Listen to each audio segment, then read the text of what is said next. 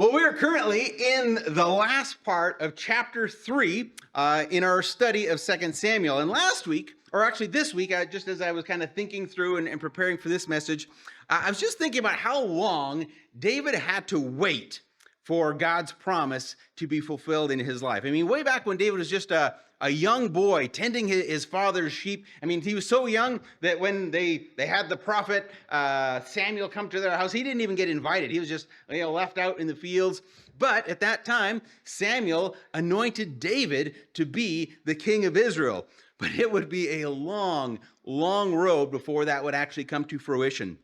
David had to spend many years serving under King Saul in Saul's army. He had to spend even more years running away from Saul as a fugitive, as Saul was trying to kill him. And then, just as we've been reading recently, he had to spend even more years kind of fighting a civil war against Saul's supporters before he actually became king. But in all that time, what amazes me most is that David never seemed to resist or resent God's timeline. Right? He never rushed to put himself in the position of king. He never tried to manipulate his circumstances in order to, hurry God's promises along. He just trusted that God would fulfill his promise in God's own good time. And I really think that's one of the character traits of David that I admire most. Even in those times when he had, clear and abundant opportunity to, move himself closer to the throne of Israel, a position that was promised to him by God, but he never chose to sin against God and take matters into his own hands. David even declared this back when he spared Saul's life back in 1 Samuel 24 when Saul was on the hunt to kill him. David said to Saul, "Why do you listen to the people who say I'm trying to harm you? This very day you can see with your own eyes it isn't true. For the Lord placed you at my mercy back there in the cave. Some of my men told me to kill you, but I spared you. For I said, I will never harm the king. He is the Lord's anointed one." And this was just a guiding principle for David. He would not lift his hand against King Saul. God had put Saul in power, and so David would just wait patiently for God to remove him. And this also applied to Saul's son, Ishbosheth. And actually, a little bit further in this very chapter where David spares Saul's life, Saul actually asks David he says to David in verse 19, he says, "Who else would let his enemy get away when he had him in his power? May the Lord reward you well for the kindness you have shown me today. And now I realize that you are surely going to be king, and that the kingdom of Israel will flourish under your rule. Now, swear to me by the Lord that when that happens, you will not kill my family and destroy my line of descendants." So David promised this to Saul with an oath. All right, so not only has David vowed that he will never harm the king, he's also vowed here that he will not kill his descendants after him. And this is what many kings would do back in those days. Not uncommon for a new king to come in and basically wipe out the entire family of the old king, even his close friends, so that no one would pose a threat to the kingdom. And so David promised that he would never do that. He would never lay a hand on Saul or his family, and he would just trust God with all the outcomes.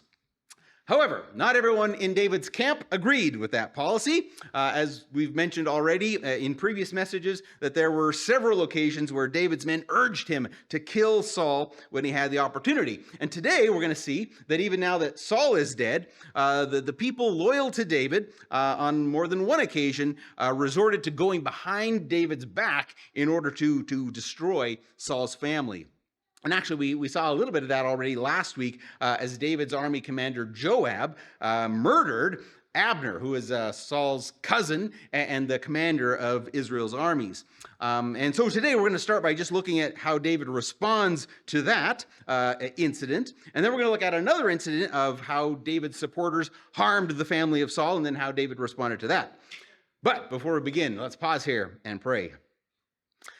Dear God, we thank you for today. We thank you that we can come and meet in this place, and we can open up the pages of your word, and we can look and read through this this story that's been recorded for us for years, but it's not just a story. It is your word. And I pray that you would speak to us through your word and those things that you would have us here this morning, things where we maybe need to tweak a little bit how we're living in a way that would honor you more. I pray that you would point those things out to us.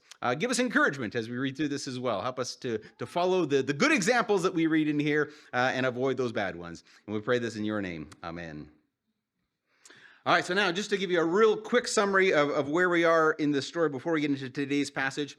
So after the death of Saul, basically Israel is split into two sets of loyalties. We've got the tribe of Judah, and they have made David their king. They're following him. But then the other 11 tribes of Israel, they've decided to follow Saul's son Ishbosheth, and they've made him their king. This has led to a civil war within Israel.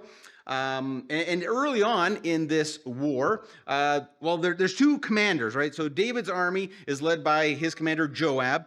Ishbosheth's army is led by Abner, who's also the commander of Saul's army as well. And so these two guys, they've had issues with each other. Early on in this civil war, Abner actually killed Joab's brother in battle. We read a little bit about that. And so ever since then, Joab has been seeking revenge against Abner. And as it happened, as this war went on, David's side was getting stronger and stronger. Ishbosheth's side, I want you guys to say that word. Try it. His side kept getting weaker and weaker. And so Abner, he kind of sees the writing on the wall, and he decides he doesn't want to be on the losing side. He goes over to David and tries to arrange a peace deal with him. And it seems that David kind of accepts that. And so he's just about on his way to leave. Now, Joab wasn't present for that meeting. He was out doing some raids. But he comes back just as Abner is leaving. And so he's really furious with David. How could you possibly let your enemy get away from you? And so he secretly calls Abner back to the city as if he wants to meet with him privately.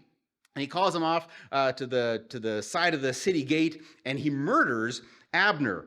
Now, this foolish decision by Joab really could have completely derailed this peace process. I mean, you can imagine if something like this happened, in the Middle East today. If the general of one side got murdered by the general of another one at some peace talks, that would end peace talks for years and years to come. And so, as you can imagine, David's got to figure out how is he going to navigate this really complicated situation now. How does he, preserve the peace that has just been established? And how does he deal with Joab? Well, that's what we're going to look at. So we're going to start in 2 Samuel chapter 3. We're going to start at verse 28.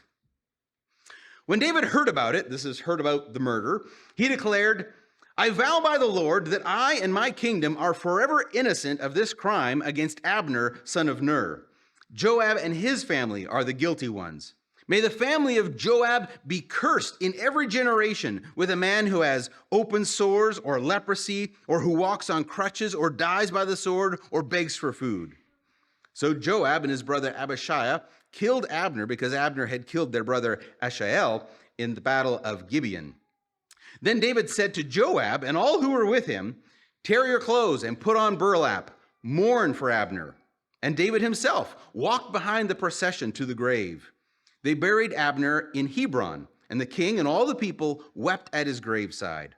Then the king sang this funeral song for Abner. Should Abner have died as fools die? Your hands were not bound, your feet were not chained. No, you were murdered, the victim of a wicked plot. All the people wept again for Abner. David had refused to eat anything on the day of the funeral, and now everyone begged him to eat. But David had made a vow, saying, may God strike me and even kill me if I eat anything before sundown. This pleased the people very much. In fact, everything the king did pleased them. So everyone in Judah and all Israel understood that David was not responsible for Abner's murder. Then King David said to his officials, don't you realize that a great commander has fallen today in Israel? And even though I am the anointed king, these two sons of Zeruiah, Joab and Abishai, are too strong for me to control. So may the Lord repay these evil men for their evil deeds. Now, I don't intend to spend the whole sermon on these verses, but there are just a couple things that I want to point out before we move on to chapter 4 here. Now, first of all, we can see that David makes sure that everyone knows that he was not the guy responsible for Abner's death. right? This was not an act of war. This was murder, a murder that David had no part of. And kind of to further make this point, David arranges a state funeral for Abner, even though Abner was the commander of the other side in this civil war. But David honors him by mourning him, by burying him in David's capital city in Hebron, by personally singing a song at his funeral, and then by fasting kind of in honor or remembrance of Abner on the day of the funeral. David does all these things to show all of Israel that he had absolutely no part in this murder. All right, he's not the type of king that was going to further his own kingdom by treachery and deception. And of course, this was all very pleasing to the people. Right, this was the kind of king that they wanted to have. Right, a king that was honorable, a king who had integrity. And David indeed was that king. He had shown that not only in this incident, but really, throughout his life. As we can recall all his dealings with Saul and just in everything he did, David had established a pattern of being a man of integrity. And isn't that how you and I want to be known, right? Isn't that the kind of reputation that we would want to have? Isn't that the kind of person that we would want to be? I'm sure that is. And I'm pretty sure that God wants that for us as well. Proverbs 11:20 puts it pretty clearly. It says, "The Lord detests people with crooked hearts, but he delights in those with integrity." Integrity, if you just look it up in a dictionary, it's defined as the state of being whole, entire, or undiminished. In other words, there's no gaps, no holes, no two pieces that have become kind of disconnected. But yet sometimes that's what happens in our lives, doesn't it? Our actions become disconnected from our words or our beliefs. There are gaps or holes in our character. What we say we believe doesn't always line up with what we actually do. So to be a person of integrity means that we consistently work to make sure that we repair those gaps. All right, it means that we work hard to actually do what we say we're going to do, that our actions line up with our beliefs. And I know that we probably don't do that all perfectly. Even David didn't. But that's what we need to strive for, to be a man or a woman of integrity, a person that God delights in, a person like David, not like Joab. And that kind of brings out the second point that brings us to the second point that I want to bring out. Verse 38 says, "Then King David said to his officials, 'Don't you realize that a great commander has fallen today in Israel? And even though I am the anointed king, these two sons of Zeruiah, Joab and Abishai, are too strong for me to control. So may the Lord repay these evil men for their evil deeds.'" And I find it pretty interesting that David refers to his own trusted army commander as an evil man who has done an evil deed. He acknowledges in the verses prior to this that Abner was indeed murdered, right? He wasn't just killed in war, he was murdered. David very clearly considers Joab to be guilty of murder, and yet, even though David was the king and probably the one person who could have executed judgment, David apparently did nothing to Joab to punish or to bring any kind of justice to this situation. He claims in verse 39 that Joab and his brother are too strong for David to control. He would just have to leave justice in the hands of God. And I kind of wrestle a little bit with that statement by David. I mean, was David really unable to, execute justice or judgment on Joab? Or was this kind of an excuse for David to spare his very highly skilled, highly valuable army commander? It seems that while David is very quick to execute judgment on many people, including some folks that we're going to read about here just in this next little chapter here, but it seems that when it comes to people who are close to him, including his army commander, and actually later on when he's dealing with his son, David seems very reluctant to act justly. And his inaction will end up costing him pretty dearly. And we're going to talk more about that probably on another day, but hold that thought for now. We're going to keep going into chapter 4. It reads like this. "When Ishbosheth, Saul's son, heard about Abner's death at Hebron, he lost all courage, and all Israel became paralyzed with fear." All right, now you'll remember that Ishbosheth has always been kind of a puppet king of Abner. Abner's always been the guy kind of behind the scenes, pulling the strings and doing everything, calling the shots. And so now with Abner dead, Ishbosheth and all of Israel, they are paralyzed with fear. I mean, they've already been losing ground against David. And so now with Abner gone, I mean, really, they've lost all hope. Let's keep reading. Verse 2. Now there were two brothers, Baanah and Rechab, who were captains of Ishbosheth's raiding parties. They were sons of Rimmon, a member of the tribe of Benjamin, who lived in Beeroth. The town of Beeroth is now part of Benjamin's territory because the original people of Beeroth fled to Gittam, where they still live as foreigners.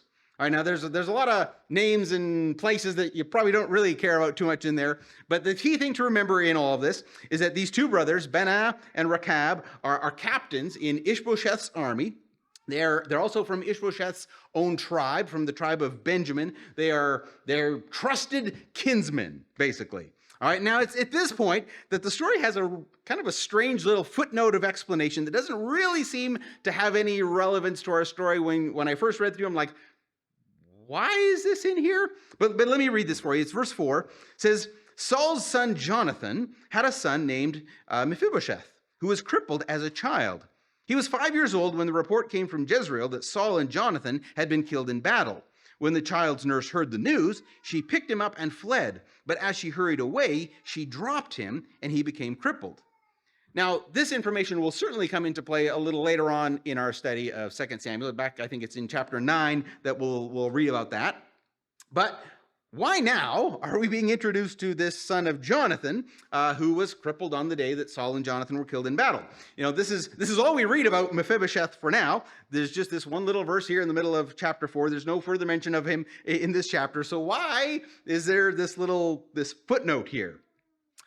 Well, it's probably to show that there really was only one other living relative of Saul at this time, and he couldn't possibly take over as king because of both his age and his crippledness. And so I think that the author is trying to emphasize here that Ishbosheth really is the only remaining qualified person of Saul's family who could rule the kingdom. So with that in mind, the story continues in verse 5. One day, Rechab and Baanah, the sons of Rimmon from Beeroth, went to Ishbosheth's house around noon as he was taking his midday rest. The doorkeeper, who had been sifting wheat, became drowsy and fell asleep. So Rechab and Baanah slipped past her. Now I'm going to pause here for a moment because if you're following along in a different translation, you may have read something that was very different from what I just read in the New Living Translation. For example, the NET puts it this way. Now the sons of Rimmon, the Beerothite, Rechab and Baanah, went at the hardest part of the day to the home of Ishbosheth, as he was enjoying his midday rest. They entered the house under the pretense of getting wheat. All right, now the idea here is that not only would soldiers be paid in silver or gold, but there were times that they would be paid in wheat. And so kind of the excuse that they're using is, we're going into the house to get paid our wages in wheat. That's kind of the idea here. So it's kind of interesting that these two passages get translated very differently. One where the doorkeeper falls asleep after sifting wheat, and so they kind of sneak past. Or the other one where the men enter the house kind of under the pretense of, we're going to go get our wages of wheat. The fact is that the original language just isn't very clear as to what that actually means. We don't have a grasp of the language well enough to say for sure what it means. But the idea behind it is still very clear, that somehow these guys are entering the house deceptively, right? They are not, this is not on the level. They're sneaking somehow with ill intent, and we're going to see that here in the next verses. Verse 7 says, they went into the house and they found Ishbosheth sleeping on his bed. They struck and killed him and cut off his head. Then taking his head with them, they fled across the Jordan Valley through the night. When they arrived at Hebron, they presented Ishbosheth's head to David. Look, they exclaimed to the king, here is the head of Ishbosheth, the son of your enemy Saul, who tried to kill you. Today the Lord has given my lord the king revenge on Saul and his entire family. Now it seems that these two brothers, Rechab and Baanah, they kind of had the same idea of as that Abner had, that if Ishbosheth's kingdom was going down, well, they wanted to be on David's good side when that happened. And so they murdered their own king, their own kinsman. And they brought his head to David, and they offered it to him as if they were, offering him the kingdom. It sounds very much like the time when that Amalekite brought the crown and the armbands from Saul after he claimed that he had put the mortally wounded Saul out of his misery. He had killed him and taken that and brought it to David. No doubt thinking that he would be, rewarded for presenting David, the clear pathway to the throne. And it seems that these guys obviously thought they were doing David a favor as well. They say, here's the head of Ishbosheth, the son of your enemy Saul, who tried to kill you. Today the Lord has given my lord the king revenge on Saul and his entire family. It's pretty obviously that they didn't really know David very well. They didn't know that David never considered Saul to be his enemy. I know Saul called David that, but David never did. Nor did David ever want to take revenge against Saul's army. In fact, David had made it a vow that he would never do that. And so David responded, as we might expect from a man of integrity. Verse 9, but David said to Rechab and Baanah, the Lord who saves me from my enemies is my witness. Someone once told me, Saul is dead, thinking he was bringing me good news. But I seized him and killed him at Ziklag. That's the reward I gave him for his news. How much more should I reward evil men who have killed an innocent man in his own house and on his own bed? Shouldn't I hold you responsible for his blood and rid the earth of you? So David ordered his young men to kill them, and they did. They cut off their hands and feet and hung their bodies beside the pool at Hebron. Then they took Ishbosheth's head and buried it in Abner's tomb in Hebron. So upon this very bold confession of these two men, David promptly carried out justice against them for their murderous act, and he put them to death immediately. This was the same reward that he gave the Amalekite man who had claimed to have killed Saul, and it probably should have been the same reward that he gave to Joab for murdering Abner. But as I mentioned earlier, David's failure in that regard will end up costing him dearly later on. But for now, David's execution of these men do show him to be a man of integrity. He was not going to be one who would reward deception and treachery. He would not reward others for doing what he himself vowed that he would never do. And so as a result of all of this, all of Israel acknowledged that David was indeed God's chosen king. We read in chapter 5 now, verse 1. Then all the tribes of Israel went to David at Hebron and told him, we are your own flesh and blood. In the past, when Saul was our king, you were the one who really led the forces of Israel. And the Lord told you, you will be the shepherd of my people Israel. You will be Israel's leader. So there at Hebron, King David made a covenant before the Lord with all the elders of Israel, and they anointed him king of Israel. David was 30 years old when he began to reign, and he reigned 40 years in all. He had reigned over Judah from Hebron for 7 years and 6 months. And from Jerusalem, he reigned over all Israel and Judah for 33 years. And we're going to pause in our kind of story here for today with God's promise finally being fulfilled to David all these years later. David is finally king over all of Israel. And I'm sure to David it seemed like it took forever, right? But David patiently waited and trusted God. In God's good and perfect time, God's promise did indeed come to pass. And I think that's a good reminder for us just to dwell on for today, is that God's promises will always come to pass. Sometimes it might seem like it is taking forever, and there may be setback after setback after setback along the way. We might be tempted to take matters into our own hands, but can I just encourage you today just to trust God? He is a God of complete integrity.